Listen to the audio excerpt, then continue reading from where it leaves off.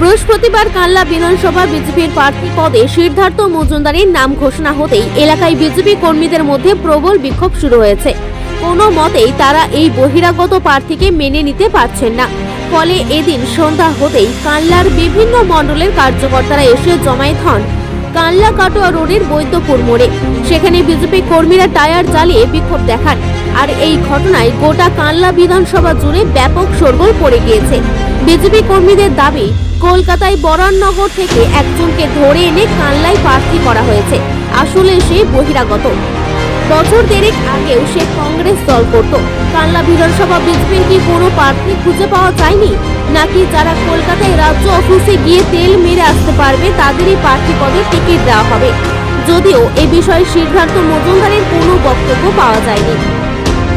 কানলা বিধানসভার যে বহিরাগত প্রার্থী সিদ্ধার্থ মজুমদার কংগ্রেস থেকে আসা, কিছুদিন আগে বিজেপিতে এসেছে।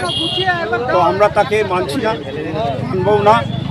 তো সেই বহিরাগত আমাদের যে কর্মীরা আছে 2021 সালে আমরা যেভাবে অত্যাচারিত হয়েছি, তো আমরা এই প্রার্থীকে মানছি না, মানব না।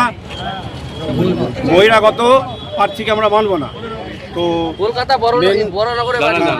কলকাতা বরানগরে তার বাড়ি, সে আমাদের ভূমিপুত্র নয়। তো আমাদের তরফ থেকে আমরা ওকে কোনোভাবে মানব না। তার জন্য আমরা প্রতিদিন আন্দোলন করব। আজকে কর্মসূচি ছিল, আমরা প্রথমে জেলা অফিসে ছিলাম, জেলা অফিস থেকে আমরা এখানে এসে আমরা এখানে কর্মসূচি করলাম, যাতে আমাদের আমরা কালনা বিধানসভায় দিনরাত পরিশ্রম করে তৃণমূলের চোখে চোখ রেখে লড়াই দিয়ে যাচ্ছি।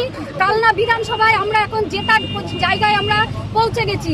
সেখানে একটা বহিরাগত প্রার্থী দিয়ে আমাদেরকে হারতে হবে। তাই আমরা অবিলম্বে এই বহিরাগত কংগ্রেস থেকে আগত প্রার্থীকে আমরা প্রার্থী হিসেবে মানি না। আমরা আমাদের কালনা বিধানসভার ভূমিপুত্রকে প্রার্থী হিসেবে চাই। আপনার নাম?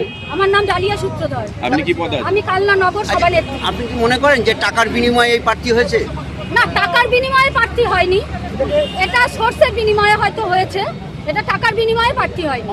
যতক্ষণ না রাজ্য নেতৃত্ব এখানে এসে বলবে, বিক্ষোভ করব।